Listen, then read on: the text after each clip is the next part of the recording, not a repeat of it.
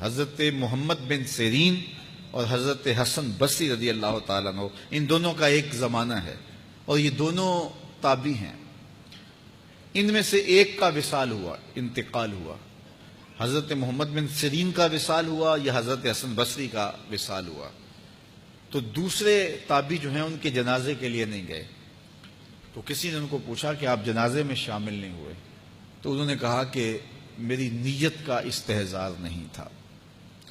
تو آج نیت کا استحضار تو دور کی بات ہے، ہماری نیت ہی دوسری ہوتی ہے، تو پھر اعمال خیر نہیں رہتے۔ تو یہ بنیادی چیز ہے۔ تو جو لوگ حج کرنے جا رہے ہیں وہ اپنی نیت کا استحضار اور نیت کی تنقید اس کو اپنے اوپر لازم قرار دیں کہ کوئی اور غرض شامل نہ ہو، رضا الہی کا حصول یہ بنیادی نقطہ ہے حج کے مقاصد میں سے، کہ بندہ اس لیے اللہ کے حضور حج کرنے کے لیے جا رہا ہے۔ تو حاجی تو وہ بن ہی جائے گا، خود بخود ہی ہو جائے گا۔ اچھا، کئی لوگوں کا یہ خیال ہوتا ہے کہ میں نے ایک حج کیا ہے تو حاجی بن جاؤں گا، اور زیادہ حج کیے جائیں گے تو پھر الحاج بن جاؤں گا۔ تو یہ ایک عوام کی غلط فہمی ہے۔ حاجی اور حاج ان دونوں کے اندر کوئی فرق نہیں ہے۔ حاجی بھی اس میں فاعل کا صیغہ ہے اور حاج بھی جو ہے وہ اسی معنی میں ہے۔ تو حاجی ہو یا حاج ہو، الحاج ہو، الحاج الف لام تو معرفہ کے لیے لگ گیا۔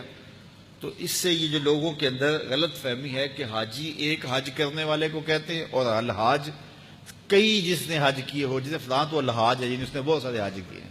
تو ایک حج کرنے والا بھی الحاج ہو سکتا ہے اور متعدد حج کرنے والا بھی حاجی ہے۔ جس طرح ایک نماز پڑھنے والا بھی نمازی کہلا لیتا ہے اور روز نماز پڑھتا ہے وہ بھی نمازی ہے، تو اس کے لیے کوئی الگ سے لفظ نہیں ہے۔ اور بعض لوگوں کا یہ خیال ہے کہ جو جمعۃ المبارک کے دن حج آئے وہ حج اکبر ہوتا ہے اور باقی شاید چھوٹے حج ہوتے ہیں۔ تو یہ بات بھی غلط فہمی پر مشتمل ہے۔ جمعۃ المبارک کے دن اگر کوئی حج آ جائے تو ظاہر ہے جمعہ کی برکتیں بھی ساتھ شامل ہو گئیں، لیکن حج اکبر یا حج اصغر کی یہ تقسیم نہیں ہے۔ عمرے کو حج اصغر کہا گیا ہے اور جو حج ہے اس کو حج اکبر کہا گیا ہے۔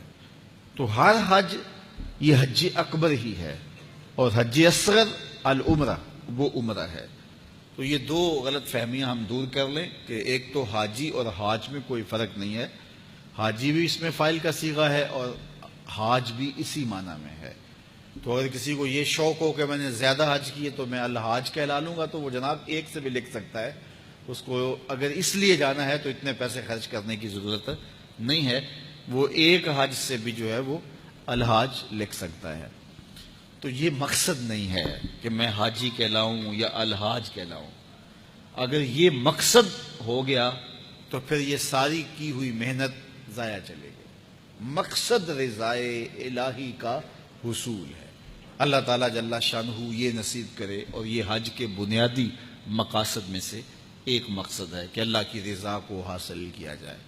فرمایا تمہارے گوشت، تمہارے خون اللہ کو نہیں پہنچتے۔ یہ جو تم قربانیاں ذبح کرتے ہو، نہ تو خون پہنچتا ہے نہ تمہارا گوشت اللہ کو پہنچتا ہے۔ گوشت تم خود کھا جاتے ہو، خون نالیوں میں بہہ جاتا ہے، تو پھر اللہ کو کیا پہنچا؟ نہ تمہارا خون پہنچا، نہ تمہارا گوشت پہنچا، نہ تمہارا پوست پہنچا۔ فرمایا اللہ کو تمہارے دل کا تقوی پہنچتا ہے۔ تو یہ نیت کے فرق سے عمل ہوتا ہے، یہ بات ذہن میں رکھیے۔